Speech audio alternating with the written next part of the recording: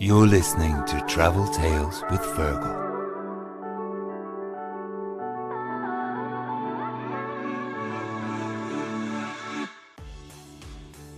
Hello, my name is Fergal O'Keefe and you're very welcome to Season 3 of the Travel Tales with Fergal podcast. The podcast is a very simple premise where I chat to a special guest every Tuesday where I ask for 5 trips or places that most influenced or impressed them. My guests come from all walks of life with one thing in common: they all have great travel stories. What I enjoy most about doing this podcast is that I get to meet people like my next guest, Keith Barry, and hopefully reveal another side of their personality to you. You know, Keith Barry is one of the world's leading TV hypnotists, mentalists and brain hackers.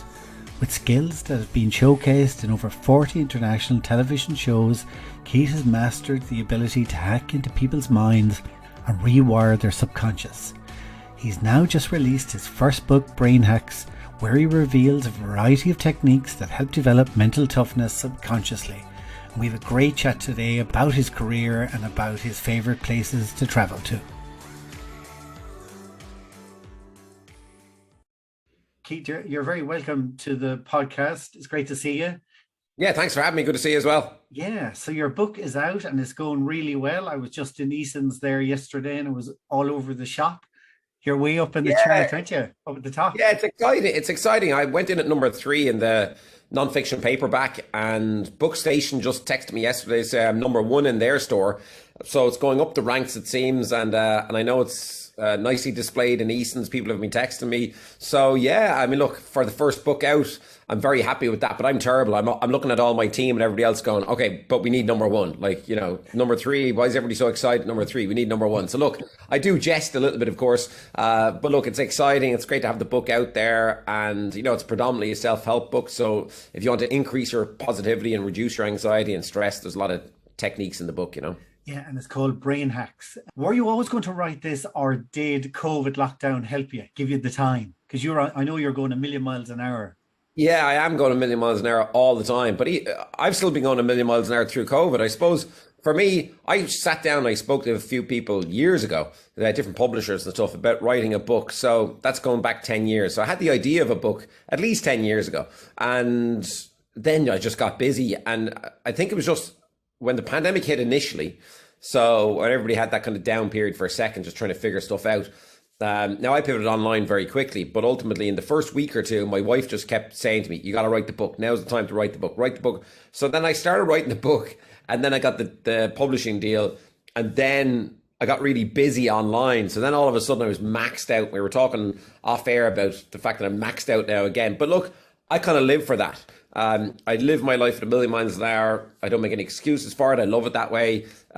If ultimately that takes away a couple of years of my life at the tail end of it, so be it. I've lived it to the max all the way down the line. So yeah, that's how it happened. My wife is predominantly to blame for the book getting written, because she just badgered me into it, I think. But in a good way. It's out there now, and I'm very happy for it to be out in the world, you know.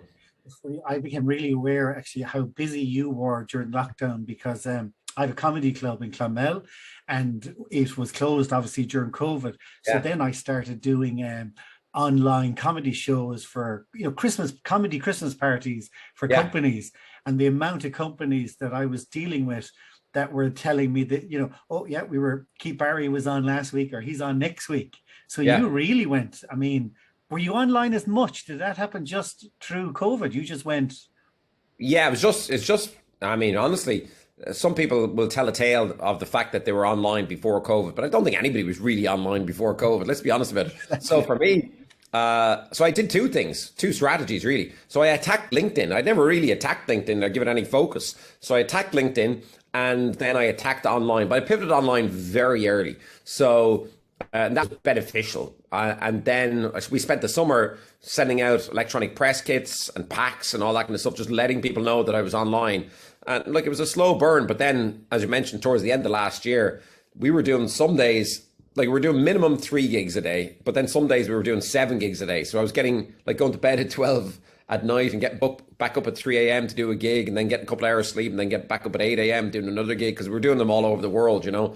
And it's still very busy now, not quite as busy just yet, but I think that's because everybody's waiting to see, well, can we have an in-person party or can we not?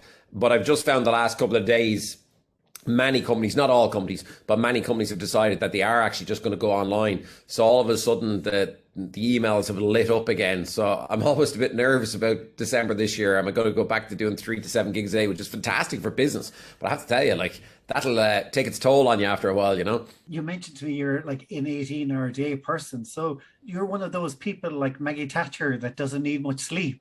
Yeah, I think about Maggie Thatcher quite a bit, actually, funnily enough. And, you know, a lot of people say that they don't need much sleep, but then the science says the opposite, right? So we know that. And genetically, most people do need, actually, because I've studied sleep, so most people need 7 hours sleep. It's not 8. So the optimum level of sleep is actually 7 hours of sleep, scientifically proven. For me, again, like I probably inherently need 7 hours of sleep, but I don't feel that I'm in any way less productive if I'm on 5 hours for a period of time, or 6 hours. So I think generally speaking, my sleep cycle is 6 hours. But I can reduce that down to, believe it or not, 4 or 5 hours for about a month. And then I will burn out. So anybody will burn out if you go longer than that. But I have learned in between events and gigs to just jump. I've got a seat over there in the corner of the room, so I'll just jump into that, put on a blindfold, put on binaural beats, and get a 15-minute power nap. Now, a 15-minute power nap to me, honestly, is like a full 8-hour sleep if I do it right. If I go into a real deep sleep for that 15 minutes, that's like a full 8 hours to me. That can energize me for a whole day. But right now, at this moment in time, I've got the book, I've got press for the book, I've got my tour coming up, I've got other top secret projects that, you know, in my world I'm not allowed to talk about. And then I've got all these different corporates and multinational events that I'm performing and presenting online. Like I mentioned, I've got one at 4 o'clock today, and I've got another one at midnight tonight. So yeah, right now I'm on about an 18-hour day. I always take time to spend time with my family, so I'll always take like an hour a day, and then time at the weekends. But other than that, yeah, fully all in, maxed out, which is the way I like it, to be honest. You know? And, you know, when I read about you, and it's particularly with your book and other stuff I've read, I'd say you're more of a scientist. Like people sometimes, I'd say people don't know that, like, as in you are a very deep thinker. You're, you know, very much talk about the unconscious mind and how to control that. And your book is very much about that. But I would say you're very much a scientist, aren't you?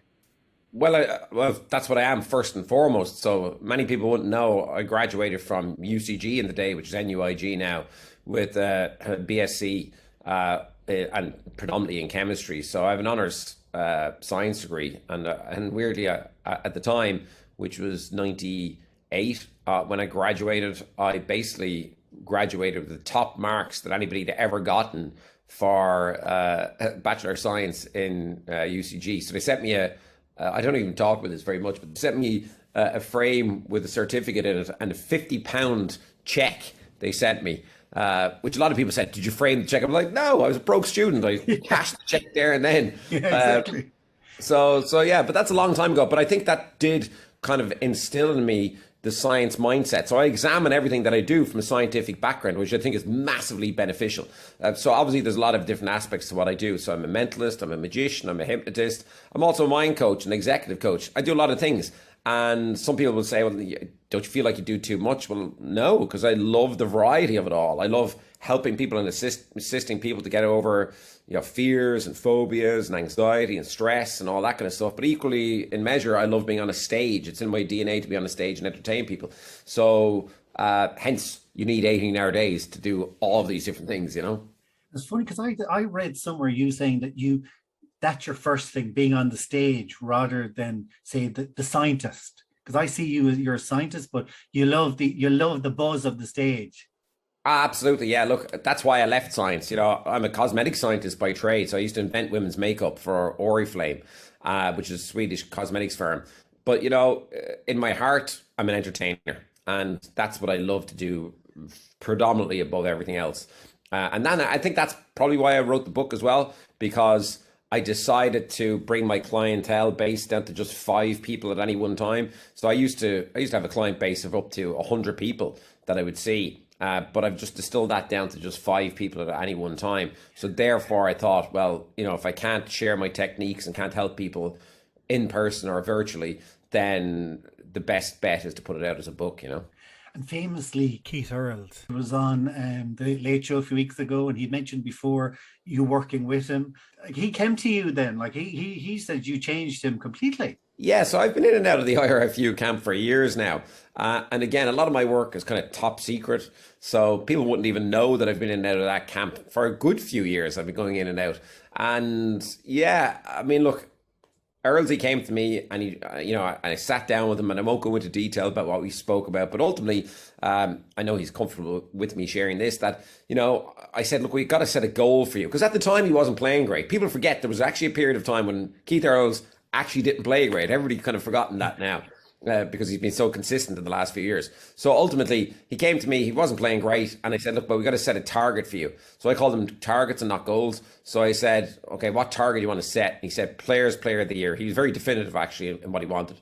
So yeah, I used my strategies that I use to hack into his subconscious brain and allow him to hack his own subconscious brain.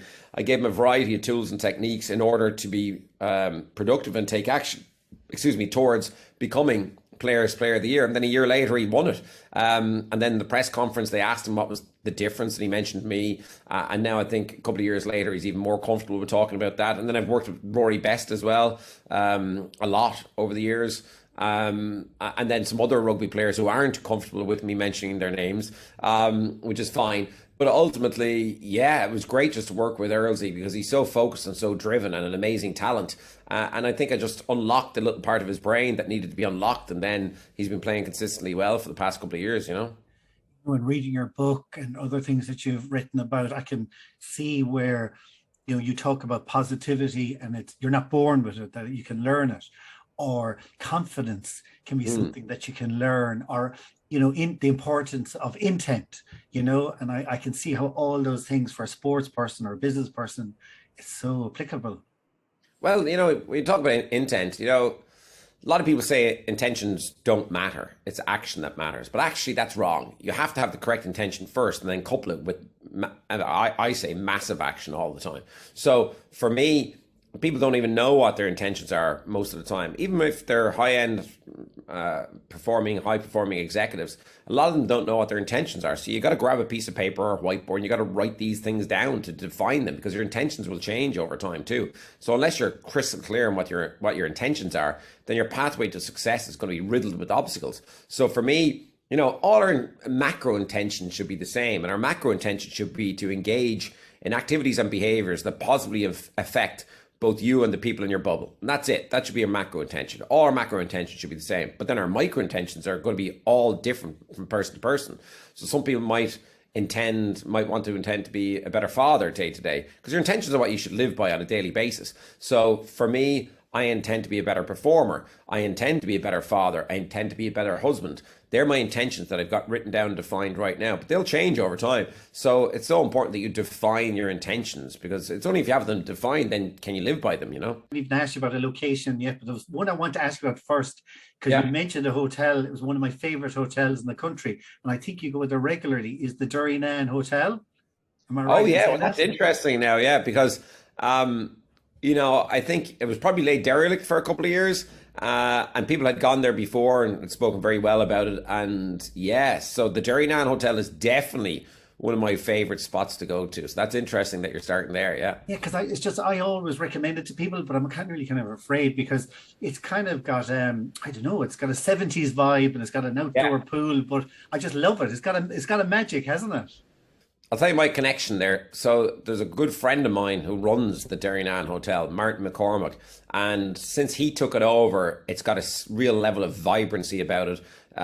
There's a lot of people starting to go there now. And dare I say it, I do believe in kind of mid next year, that's going to be the go-to hotel in Ireland, because I know there's certain levels of change happening down there, positive change happening in the hotel. And I love it for a couple of different reasons. So there's a few places, and I know we'll talk about other places in a minute, but there's a few places in Ireland that are truly my happy place, right? That's one of them. So the hotel is fantastic, but my really, really happy place is Carroll's Cove down there. So you can walk to Carl's Cove from the Derrynane Hotel, and there's just something magical about that cove. I don't know what it is. It's like it could actually just be anywhere in the world, that little cove, because it's got coral, and what people don't probably realize about me, I'm a complete outdoors person, right? I'm outdoors, outdoors, outdoors. So any chance I get, I'm snorkeling, I'm swimming, I'm foraging, I'm fishing. I am out that door, I can tell you, right? Rain, hail, sleet, snow, it doesn't matter to me. So I love snorkeling in Carroll's Cove. It's got some of the best snorkeling in Ireland. For anybody who's into snorkeling, if you haven't snorkeled down there, you got to go down there. And I've got an amazing friend down there now, Vincent Hyland, Vinny. And Vinny would be an amazing person for you to get on this podcast. So Vinny is one of Ireland's fantastic I don't know, marine underwater cameraman. I don't know if he'll have to tell you himself whether he's a biologist or not, but he's like a marine biologist. That's what I would call him. Whether he's actually that or not, I don't know. But he's had his own TV show on RTE, and a fascinating character, but he knows all about nature and the sea. So he guided me through there, snorkeling with my daughter, and like we were doing some amazing things. Like we were swimming with compass jellyfish. You got to be careful of those; they'll give you a right sting. But then because I'm fishing, I love fishing, and I'm looking down, I'm looking at like giant wrasse and cod and everything. Amazing snorkeling. But then coupled with that, on the other side, you got Derrynane Beach. So I literally drove down to Derrynane Hotel only a few weeks back. I'm going to say like 6 weeks back. I drove down there just for one night. So that's like a 6-hour drive for me, right from where I live. 6 hours down. And then myself, Vinny, and my best friend Al, we went out at 10 p.m. at night down to Derrynane Beach.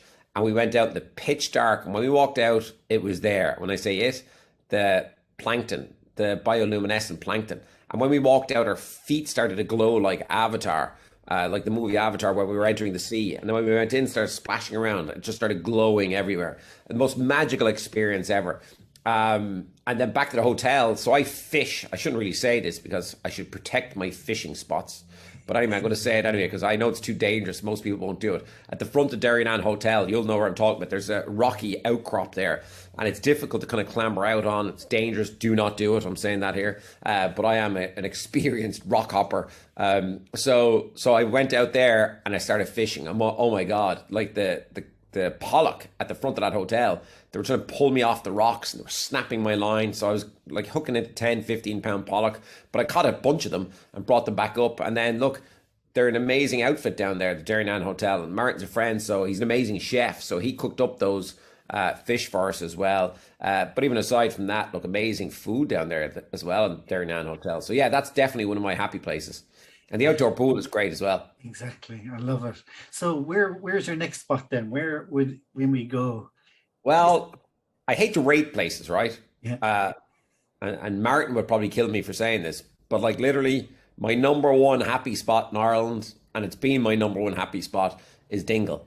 So I've been going to Dingle for 25 years. So, you know, it seems like in lockdown that everybody went to Dingle, right? So we all heard about everybody going to Dingle for some reason. And I was like, oh God, why is everybody going to Dingle? I don't want everybody to go to Dingle because I've been going there for 25 years. So I'm almost like a local in Dingle at this stage. Like I know a whole bunch of the locals, and Kearns would be my local bar when I go down there, and I go into James down there, Benji or Jimmy, some people call him, but anyway, I call him James. He owns the bar, so I go into Kearns when I'm down there for pints. But more importantly, like my kids were basically reared, as they say, in the Skellig Hotel, and we've been going there literally since our daughter's 13 now, but literally since she was born. We've been going there as a family. Now, I've been going there for 25 years, but as a family, we've been going there. So my kids' happy place in Ireland is Dingle as well. It's like, if I say to them, would you rather go to Spain for a holiday or we can go to Dingle for 4 days? They'll always go Dingle. Wow. Like they'll always say, and my wife as well. And so we go down to Dingle for 2 days. Sometimes we'll go, and it's a long journey just to do that, but that's just to show you it really is our happy place. And like I've been swimming with fungi for all those years until they obviously passed away or disappeared or whatever happened to him, we don't know. But it's just a perfect spot for me because look, I will say it out loud. I still believe that the Skellig Hotel is the best family hotel in Ireland, bar none. The breakfast is amazing in there. Like I nearly always have fish for my breakfast. So like sometimes you'll get like a hunk of salmon for your breakfast with eggs. Now, a hunk of salmon in a normal restaurant, you're going to pay €20, if not €25 for just the salmon alone. And you can get that for breakfast in the hotel, or you can get hake on another morning, or whatever it is. So for me, it ticks all the boxes. It's got the kids club. My kids are too old for the kids club now, unfortunately, but they love the kids club in there. It's got the indoor swimming pool if the weather is bad. Food is superb. Pints of Guinness are fantastic. You got the long walk out to the head of the peninsula. And then I can fish outside the back door. You can walk into town, go for pints in town. And there's just something about Dingle. Listen, if it wasn't so far away from, where my friends are, my family are, which is predominantly Dublin, I'd retire to Dingle. That's how much I love it down there. So yeah, Dingle is definitely my happy place in Ireland, Okay, and then so outside of Ireland, where places that influenced you? Well, if you want to talk about somewhere that influenced me, it'd have to be LA, because I've spent so much time there. I don't think anywhere could influence you just in 2 days of a visit, I mean, I guess it can, but for me, where would have influenced me would be LA, because I've been going to LA, I'm 45 now. I mean, traveling to LA for business since my early 20s. So LA has influenced me greatly, because that is the hub of the entertainment world. Full stop. It's based in LA. So if you want to make it internationally, you've got to go to LA. So a lot of people don't like LA. Like, a lot of people don't, because they're expecting a central part of LA, like Hollywood. We hear about Hollywood, right? But Hollywood is very spread out. Okay. So, you can go to the Hollywood Walk of Fame, but there's not really a whole lot there except some kind of knick-knack shops and secondhand shops, and you know what I mean? So a lot of people see that and they get a bit disappointed. But for me, like, some years I've spent up to 6 months at a time in LA. So I made great friends. But here's the thing. I always say to people, what's not to love about LA? The food is amazing. And there's restaurants for all tastes there, and all prices as well. So for example, you can eat vegan, vegetarian, sushi, meat lovers, something for everybody. But I love the people in LA. They're very interesting. Now, I like strange people. I like quirky people. And LA is packed with strange, quirky people. But here's what it's also packed with, is creatives. So that's how it's influenced me. So when I'm in LA, I'll hook up with other mentalists and magicians and artists and musicians. And for me, they all influence my mind, my thought process. And I absolutely love that. And then, of course, you've got the sea just 30 minutes away, down on the coast, where you can go surfing. Again, you can go fishing or swimming. So LA has influenced me greatly. And again, I think that's more from a creative standpoint, because it's where I'm most understood, I think, as well. Sometimes people misunderstand you in Ireland or in the UK. They don't really know where you're coming from. Whereas out there's a great level of acceptance for who you are, what you do. And people out there are really willing to help each other. Now, it is dog eat dog as well. So there is the yin and the yang there, but you can find a tribe out there. And I found a tribe of people that I just really connected with. And I still am connected with them to this very day. And I've got some great friends in LA. And my kids have been privileged to have come out there from time to time when I've been working out there, and they've loved it as well. And Mairead, my wife too, You're a very positive person. You're quite American in a way, in your attitude, aren't you? Maybe, yeah, maybe it is American. I don't know. I remember years ago when I started traveling to LA. I was in New York. I went to New York with my dad and my mum one time. I was young. I was probably 18. And, I was walking into stores in New York. I was like, "Hi, can I help you, sir?" And I was like, "Jesus, what's going on here now? This is a bit odd." And I said it to my dad. I was like, "God, it's so fake, all this. Hi, how are you?" And he was like, "Well, wouldn't you rather that than walking into a store where they're ignoring you, being rude to you, and not helping you?" And I thought about that, and I was like, yeah, he's actually right. Even though there's a certain level of fakery to it, I was like, okay. So then when it comes to positivity, I don't know, maybe it's just because I'm so traveled, or maybe it's in my DNA and I get it from my dad or whatever. But you have a choice. You can live life from a negative mindset, or you can live it from a positive mindset. And I know what people think, listen to this, like, "Oh, that's easy for him to say." Actually, no, it's not easy at all. I've had some really horrible moments in my time, which I've explained in the book. We won't bother going into them now. So it's not easy for me to say that. But I just read a book. I'm looking for it now. It's probably up on my bookshelf. But ultimately, I just read a book called The Choice by Edith Eger. And that's about a lady who was in Auschwitz and in Nazi concentration camps. And she even says, you have a choice. You're not constrained by your circumstances. You have a choice how to think in that moment. And she's still alive now. She's like 96 or something, and she's up on Instagram. Amazing, inspirational human being. And I look at people like that and go, wow, I have it easy towards that person over there. Why wouldn't I be positive? But I program myself that way. So it's not like I'm jumping up out of bed positive every day. I've got to program myself that way. And it's not like I don't have bad days. By Jesus, I have bad days. Do you know what I mean? Yeah. But my bad days are far less than my good days. And isn't that what we would all should strive for? Is to have our positive days way outweigh our negative days. And that comes down to how you program yourself, what habits you put in place, stack those habits up on top of each other, and then live from a positive mindset, you know? Yeah. Like, I love that line that I read from you. You said you're not born with positivity. Yeah. And it's actually a great idea if you say you're not born with it. In other words, because I think an awful lot of people think you have it or you don't. And if you say you're not born, yeah, exactly. I agree 100%. Yeah, they're wrong. Like, they're wrong. It's as simple as that. You're not born with positivity. Yes, you got genetic makeup when you're born, and yes, you got DNA. But ultimately, you're responsible. I don't think there's enough self-accountability going on right now. Let's be straight with you. Like, there's a lot of people saying, isn't it great to talk about mental health, and it's okay to not feel okay and all this kind of stuff. And that's okay. All right. So I'm not going to knock that. But what I will say is some people are then allowing themselves to be the victim.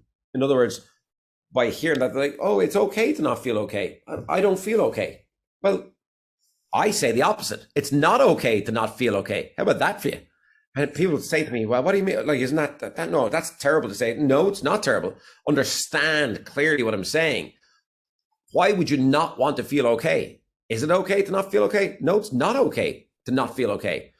You've got to figure out how to take control, and self-accountability is key. So if you don't have the tools and techniques in order to be positive or to reduce your anxiety, find help, and you have to be accountable to yourself to find that help. And if you find help that doesn't work, you got to go again and find help again. And then if that doesn't, you got to go again. So that's where I think the level of responsibility is dipped down a bit. I think people need to actually go, okay, you know what? Today is the day that I'm going to be accountable to myself, and I'm going to find that help. Whether that's a self-help book, or whether that's a mentor, or whether that's going to your doctor, or whether that's going to a psychologist. It doesn't matter what it is, but you got to have that level of self-accountability. And that's what I feel. And like, sometimes we all need help, and that's okay to reach out, but it's not okay to not feel okay all the time. You got to understand that. And I read a thing that you said, it's called neuroplasticity.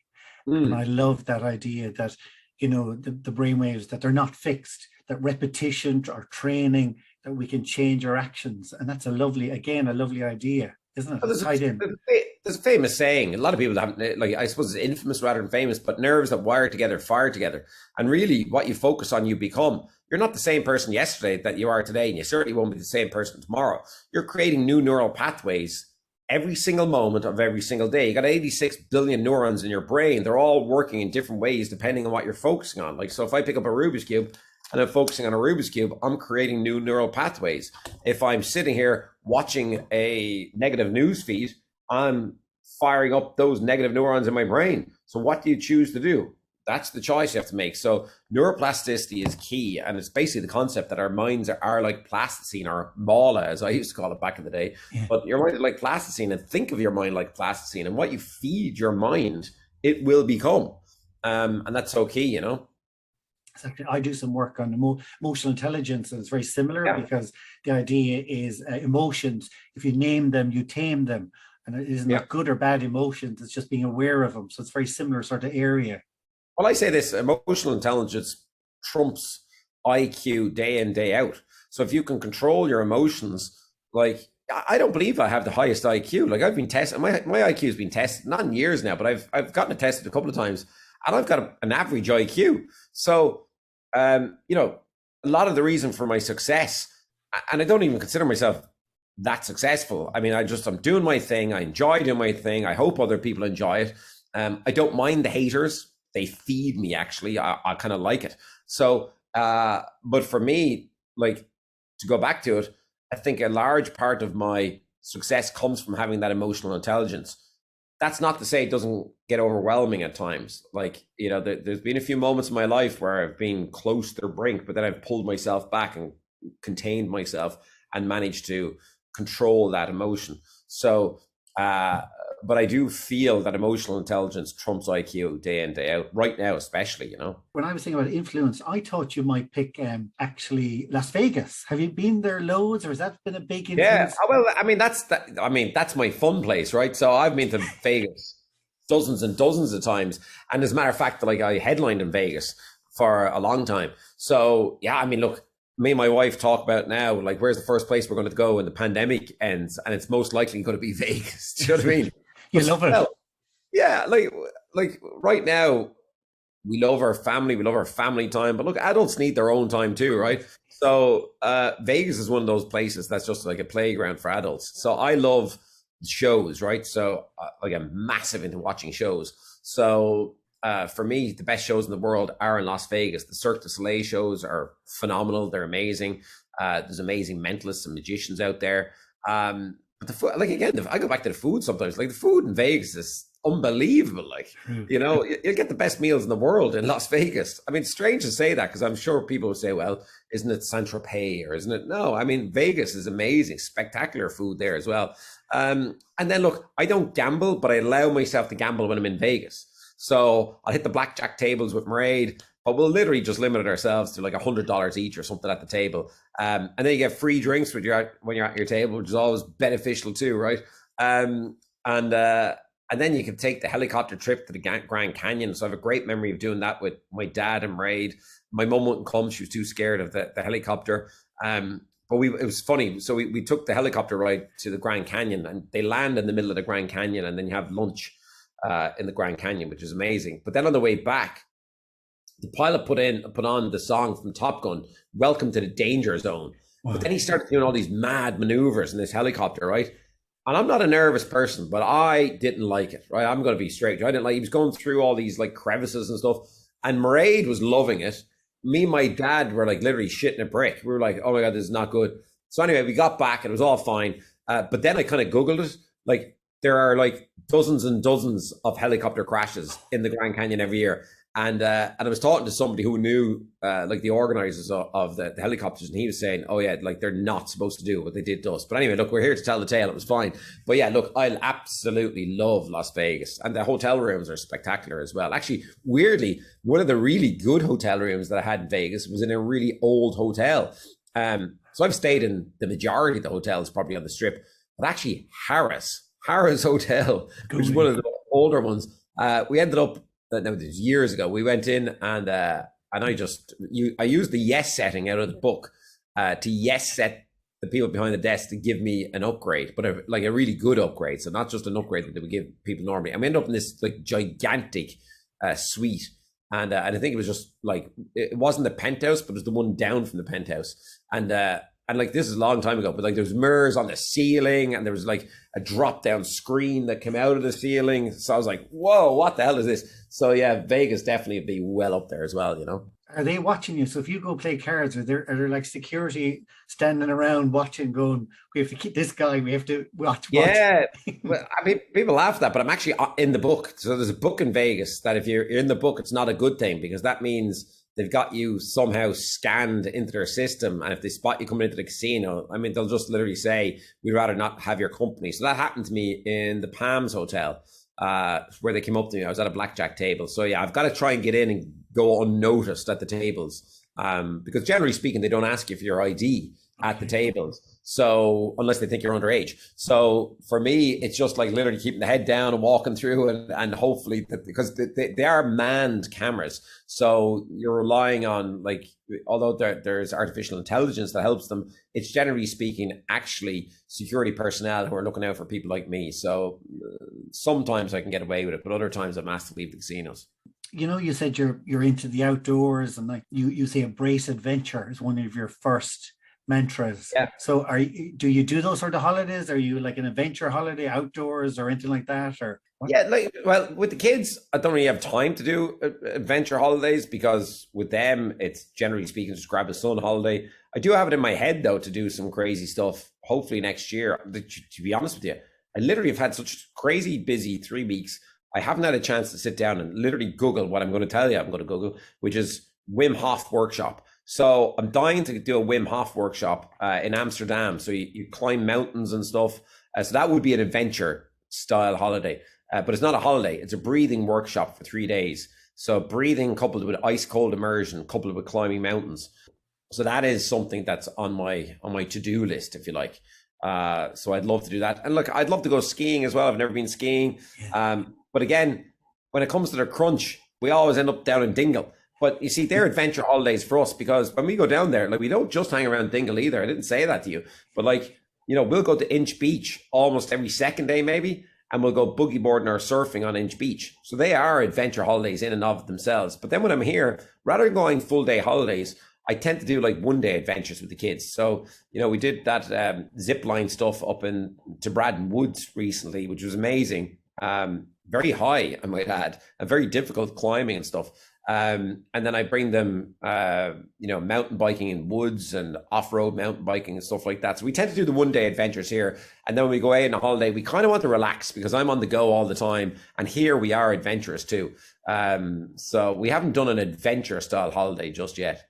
If you go to, where would you go abroad then? Where's your spot? Is it Spain? Well, again, so my kids have been reared in Dingle, but also they have been reared in one other place, which is Princess Yayeza and Lanzarote. So look, people go, the Canary Islands, whatever. But like, here's the thing. It just ticks all the boxes for a family with kids. I'm very specific with what I need, though. I have to have a hotel on the beach, because I don't particularly like swimming in swim pools. So I'd rather be in the sea.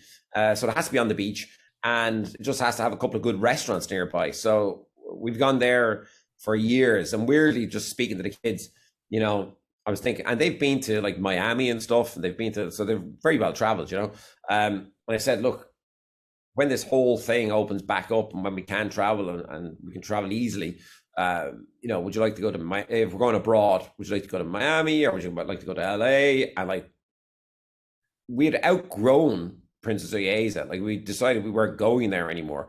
But now that the pandemic is hit, we're all thinking we're going back there, because we know what we're getting, we know what we like, we know there's not going to be any issues. So that's been amazing. And but it's a very quiet part of Lanzarote. It's in Playa Blanca, so it's very relaxed. Like, there's no real nightlife per se over there. So it's just families just chilling out on the beach and literally just unwind, I think, really. So that's been a place that we've gone to again since the kids are born. You were involved with that movie Now You See It. Did you go? So that was based Paris, New Orleans. Did you get to go to New Orleans, or?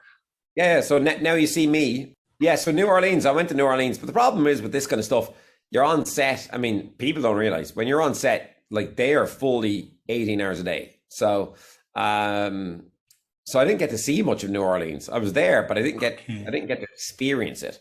And the same with even Paris. I was in Paris for Now You See Me.